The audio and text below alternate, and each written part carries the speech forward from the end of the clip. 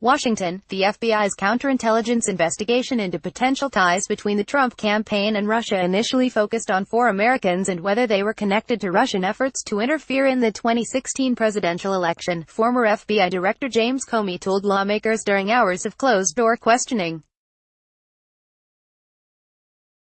Comey did not identify the Americans, but said President Donald Trump, then the Republican candidate, was not among them. He also told the House Judiciary Committee that, contrary to Trump's claims, he was not friends in any social sense with special counsel Robert Mueller, who is now leading the Russia investigation. Trump has repeatedly portrayed the men as close as part of a long-running effort to undermine the investigation and paint the lead figures in the probe as united against him. Get the Times of Israel's daily edition by email and never miss our top stories. Free sign up. I admire the heck out of the man, but I don't know his phone number. I've never been to his house. I don't know his children's names, said Comey, who added that he had never hugged or kissed the man, despite the president's insistence otherwise. A relief to my wife, he deadpanned. Former FBI Director Robert Mueller at an installation ceremony at FBI headquarters in Washington, October 28, 2013.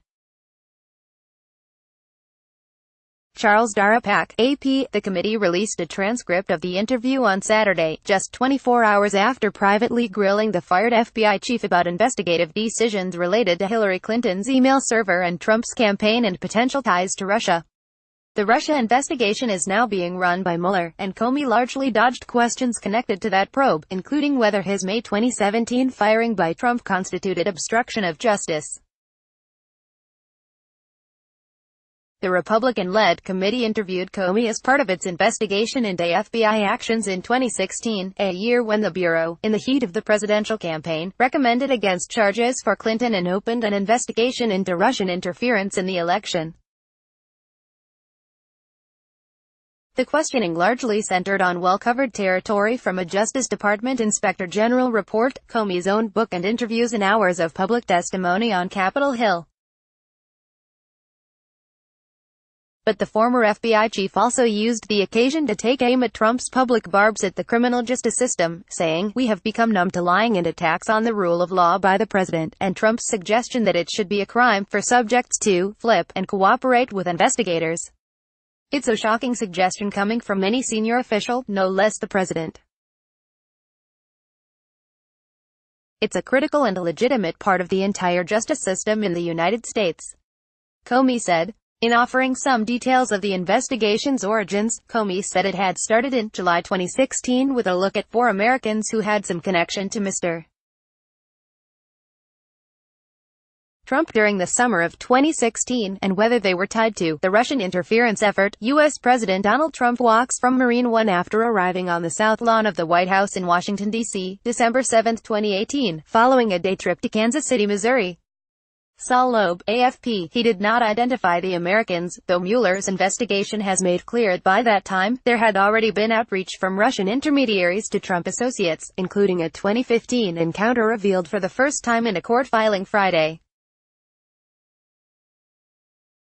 Also by that time, Democratic email accounts had been hacked by Russian intelligence, and a Trump campaign foreign policy advisor, George Papadopoulos, had been told that Russians had dirt on Clinton in the form of stolen emails.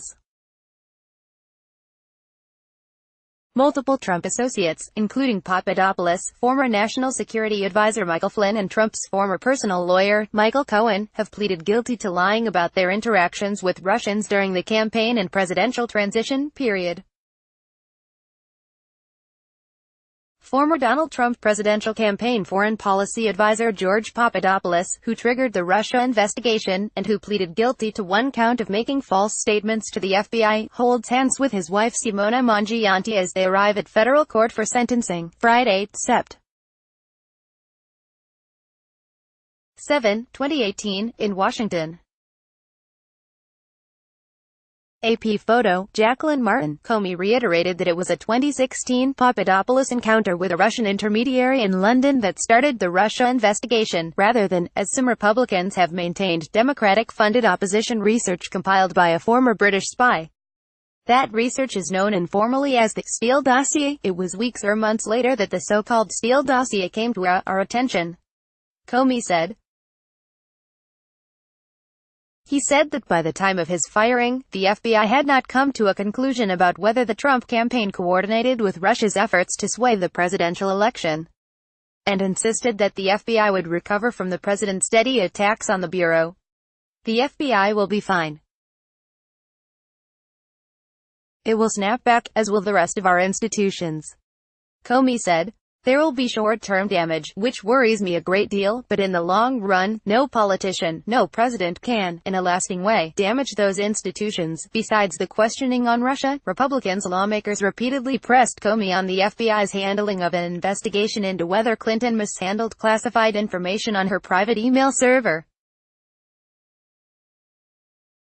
Comey's July 2016 announcement that Clinton and her aides had been extremely careless but did not deserve criminal charges infuriated Republicans who contended that someone less powerful and well-connected would have faced prosecution.